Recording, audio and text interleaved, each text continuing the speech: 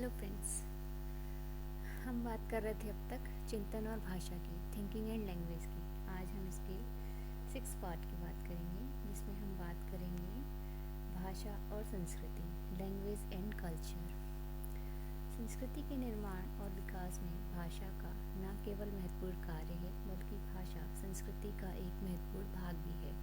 जिस प्रकार व्यक्ति अपनी संस्कृति का दर्पण है, individual is the mirror of his own culture, उसी प्रकार से भाषा भी संस्कृति का दर्पण है। भाषा द्वारा एक संस्कृति के व्यक्तियों के खान पान, रहन सहन के ढंग, रुचियों और ज्ञान आदि का बोध होता है। अतः कहा जा सकता है कि भाषा और संस्कृति में महत्वपूर्ण संबंध है। भाषा के ही द्वारा एक पीढ़ी से दूसरी पीढ़ी से संस्कृति स्थानांतरित होती है। दूसरे शब्दों में, हमारे महान पूर्वजों ने अपने बहुमूल्य विचारों को अपनी पीढ़ी से इस पीढ़ी तक पहुंचाने के लिए भाषा के द्वारा ही स्थानांतरित किया जाता रहा है। भाषा की अनुपस्थिति में संस्कृति का विकास संभव नहीं है। यह कहना अतिशयोक्ति ना होगा कि संस्कृति का अस्तित्व तब तक ही है जब तक भाषा है, अर्थात भाषा संस्कृति का प्राण है। थॉमस ने अपने एक अध्ययन के आधार पर बताया कि अरबी भाषा में ऊँट शब्द के लगभग 6000 पर्यायवाची हैं। इतने पर्यायवाची शब्द से यह पता चलता है कि प्राचीन समय से ही ऊँट में अरब लोगों की रुचि रही है। अपने यहाँ के धार्मिक ग्रंथों में कहा जाता है कि विष्णु देवता के सहस्त्र नाम हैं। इसी प्रकार से बर्फ प्रदेशों में रहने वाले एस्किमो लोगों में बर्फ से संबंधित अनेकों नाम हैं जो अन्य भाषाओं में नहीं हैं। इस प्रकार के हुए अध्ययनों में कहा गया है कि प्रत्येक भाषा में उनके जनजीवन से संबंधित अनेक प्रचलित नाम होते हैं जो बहुत कुछ संबंधित समाज की संस्कृति अभिव्यक्ति करते हैं। अतः ये सरलता से निष्कर्ष निकाला जा सकता है कि भाषा संस्कृति का दर्पण है। बर्नस्टीन ने अपने अध्ययनों के आधार पर यह स्थिर किया कि उच्च वर्गीय और अधिक शिक्षित अंग्रेजों की भाषा उन अंग्रेजों की भाषा से भिन्न होती है, तो निम्न वर्गीय और कम शिक्षित होते हैं। उच्च वर्गीय और अधिक शिक्षित अंग्रेजों की भाषा उन अंग्रेजी भाषाओं से भिन्न होती है जो निम्न वर्गीय और कम शिक्षित होते हैं। यह अंतर अपने ही देश के लोगों में देखा जा सकता है। संभवतः इस प्रकार अंतर सभी भाषाओं के भाषा बोलने वाले लोगों में पाया जाता है। इस दिशा में एक महत्वपूर्ण अध्ययन R.W. Brown and E.H. लैंडबर्ग वाचिक कूट संकेतन वर्बल कोड एबिलिटी की सहायता से किया है। इस अध्ययन से सभी प्रयोजक अंग्रेजी भाषा में बोलने वाले थे। अध्ययन प्रयोजकों को 24 रंगों के अलग अलग टुकड़े दिए गए। उनसे कहा गया कि आप इनका नामकरण करें। जिन रंगों का नामकरण प्रयोजकों ने जल्दी किया उन्हें उच्च कूट संकेतन अंक दिया गया और उन प्रयोजकों को निम्न कूट संकेतन अंक दिया गया जिन्होंने रंगों का नामकरण देर से किया। इस प्रयोग में यह महत्वपूर्ण निष्कर्ष निकाला गया कि जिन रंगों के नाम सरल थे उन रंगों की पहचान प्रयोजकों ने जल्दी की। इन वैज्ञानिकों ने एक अन्य अध्ययन जूनी इंडियंस प्रयोजकों पर भी किया। इसी प्रयोग के आधार पर मनोवैज्ञानिकों ने निष्कर्ष निकाला कि रंगों की पहचान और उनके नामकरण में घनिष्ठ संबंध होता है। इन वैज्ञानिकों ने अपने इन दोनों अध्ययनों के तुलनात्मक परिणामों को आधार पर बताया कि जूनी इंडियन प्रयोजकों में से अधिक प्रयोजकों के नारंगी और पीले रंग को पहचानने की कठिनता का अनुभव किया गया, जबकि अंग्रेजी भाषा जानने वाले प्रयोजकों को इस प्रकार की कठिनाई नहीं हुई। इन अध्ययनों के आधार पर यह निष्कर्ष निकाला जा सकता है कि भाषा संस्कृति से महत्वपूर्ण ढंग से प्रभावित होती है। अब हम बात करते हैं भाषा और व्यक्तित्व, language and personality. Language and personality में भाषा पैतृक संपत्ति नहीं है, बल्कि समाज, देश और संस्कृति की संपत्ति है। हम बात कर रहे हैं भाषा और व्यक्तित्व, लैंग्वेज एंड पर्सनैलिटी।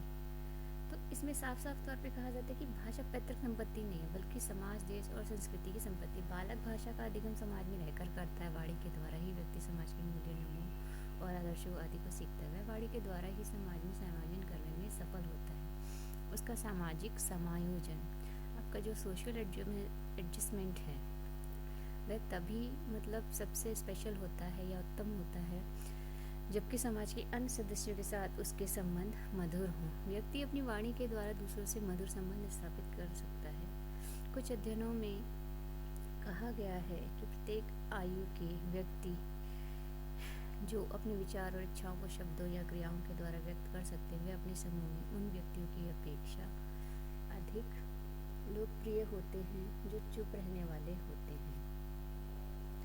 यह रिजर्व टाइप के होते हैं। इसी प्रकार यह भी देखा गया है कि चुप रहने वाले बच्चों की कभी कभी उपेक्षा की जाती है, भले ही उन बालकों की अपेक्षा अधिक गुण हो जो समूह में नेता बनते हैं। समूह का जो व्यक्ति नेता बना हुआ है वह अपनी बाड़ी के द्वारा दूसरों को क्रियाओं को प्रभावित तो करता है, पर ज़रूरी नहीं कि उसमें इतनी एबिलिटी हो।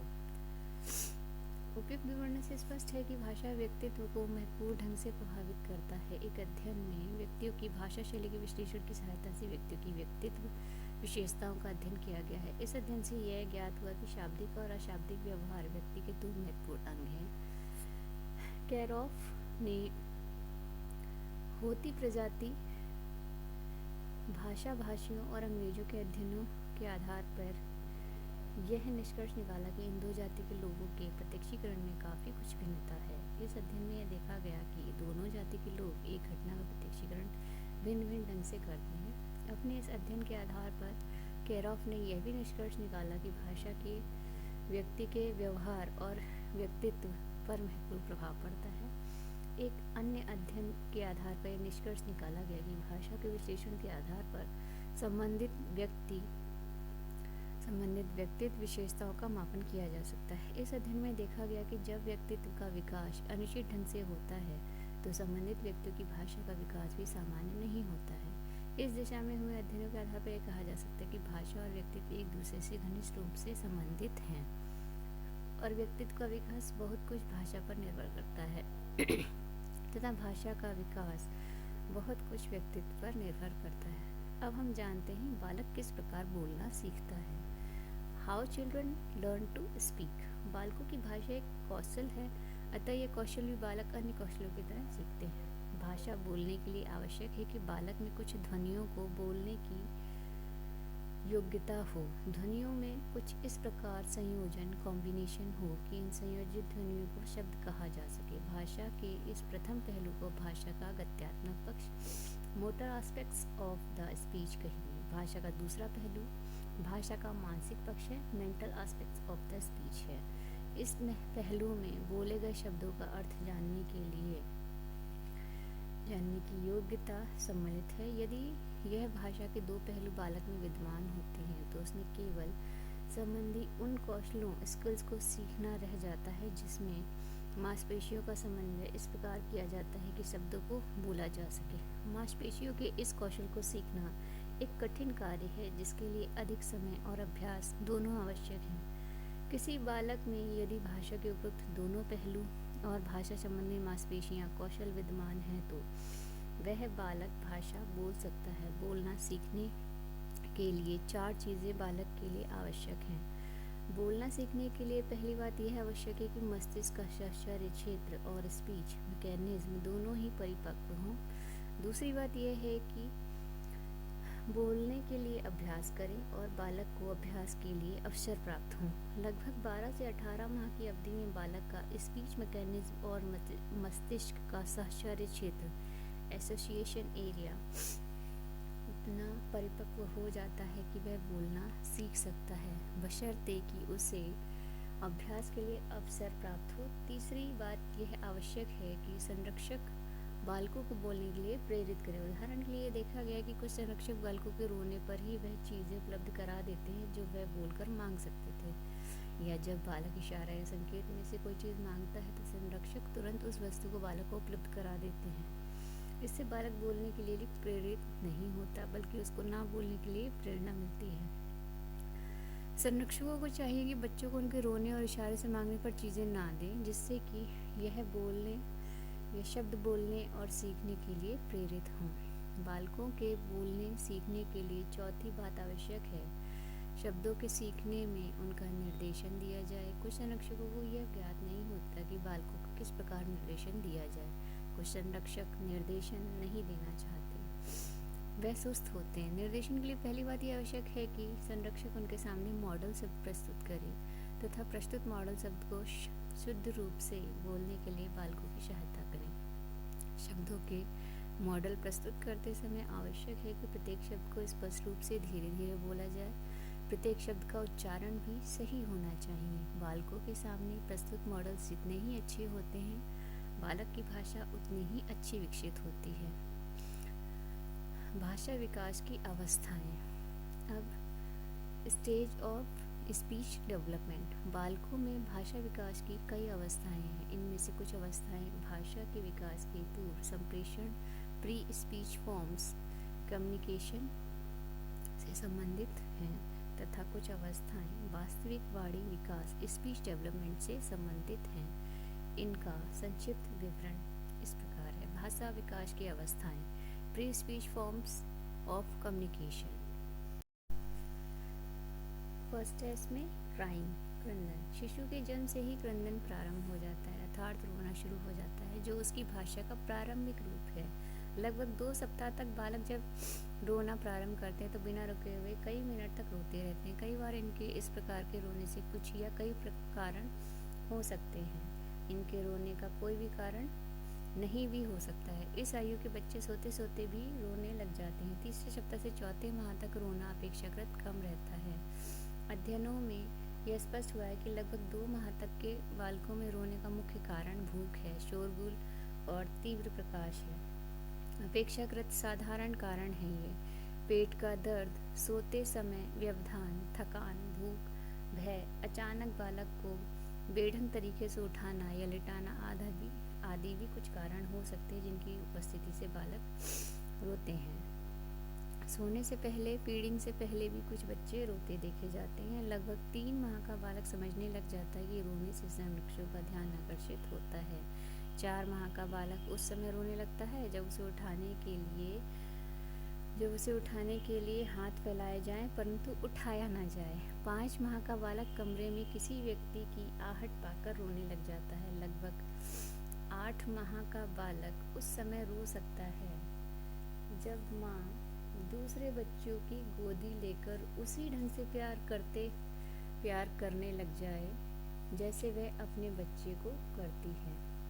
कुछ बच्चे अन्य बच्चों की अपेक्षा अधिक रोते हैं तथा कुछ कम। बच्चे कम रोएंगे या अधिक, यह मुख्यतः इस बात पर निर्भर होता है कि बालकों की आवश्यकताएं कितनी जल्दी और कितनी मात्रा में पूरी की जाती हैं। बच्चों में उस समय कुछ शारीरिक हाव भाव देखे जाते हैं जब बच्चों को किसी चीज़ की आवश्यकता होती है, जैसे भूख के समय वह होंठ और जीभ चलाते हैं जैसे वे दूध पी रहे हों। इसी प्रकार जब उन्हें ठंड लगती है तब वह कांपते हैं। यदि इन संकेतों को संरक्षक समझ जाते हैं तो बालक बहुत कम रोता है। वह तभी रोता है जब उसके संकेतों को कोई समझ नहीं पाता। बच्चे जितना ही अधिक तेज रोते हैं, उनके रोने का कारण उतना ही अधिक गंभीर होता है। जब बच्चे रोते हैं उस समय उनकी सांस की गति अनियमित और चेहरा लाल होता है। जन्म के कुछ समय बाद आँखों में रोते समय कभी भी आंसू बह सकते हैं। बालक की आयु जैसे जैसे बढ़ती जाती है तथा उसमें भाषा का विकास होता है, उसका रोना भी कम होता जाता है। लगभग 10 माह की आयु में जब उसे शब्द बोलने आ जाते हैं, उसे कुछ ही शब्द बोलने आते हैं और वह अपने शारीरिक हाव भाव थोड़े बहुत जानने समझने लगता है या उसको थोड़े बहुत शारीरिक हाव भाव आ जाते हैं तो वह अपनी आवश्यकताओं की पूर्ति इन माध्यमों से करता है, रोकर नहीं। अतः उसका रोना इस आयु में कम हो जाता है। लगभग 1.5 वर्ष की अवस्था में उसका रोना कुछ और कम हो जाता है क्योंकि इस अवधि तक उसमें भाषा का विकास कुछ और अधिक हो जाता है। अध्ययन में यह देखा गया है कि यह बालक सामान्य रूप से रोता है तो रोने से उसकी आवश्यकताओं की पूर्ति तो होती है, साथ ही साथ उसकी मांसपेशियों का अभ्यास भी हो जाता है। इस अभ्यास से उसकी मांसपेशियों की वृद्धि होती है और मांसपेशियों का समन्वय बढ़ता है। रोने से उसको अच्छी नींद भी आती है, उसकी भूख बढ़ती है। रोने से बच्चों का संवेगात्मक तनाव भी दूर होता है, परंतु आवश्यकता से अधिक रोना बालकों के लिए शारीरिक और मनोवैज्ञानिक रूप से दोनों ही कारणों से हानिकारक है। इसके आगे हम जानेंगे नेक्स्ट चैप्टर हम 7th चैप्टर में जानेंगे क्वीन और बबलाना, मतलब उसकी आगे की क्रियाएं जानेंगे कि बच्चा कैसे भाषा सीखता है, प्रदर्शित करता है, जिसमें उसको हाव भाव और वास्तविक भाषा की अभिव्यक्ति, उच्चारण और भी चीज़ें जानेंगे, समझेंगे। ठीक है, तो अगर आपको ये चीज़ें अच्छी लगे, समझ में आए और कुछ अगर आपको अप्रिशिएट कर रहा हो इसके माध्यम से, तो प्लीज़ मेरे चैनल को लाइक, शेयर एंड सब्सक्राइब कीजिएगा और मिलते हैं हम नेक्स्ट चैप्टर में। Thank you.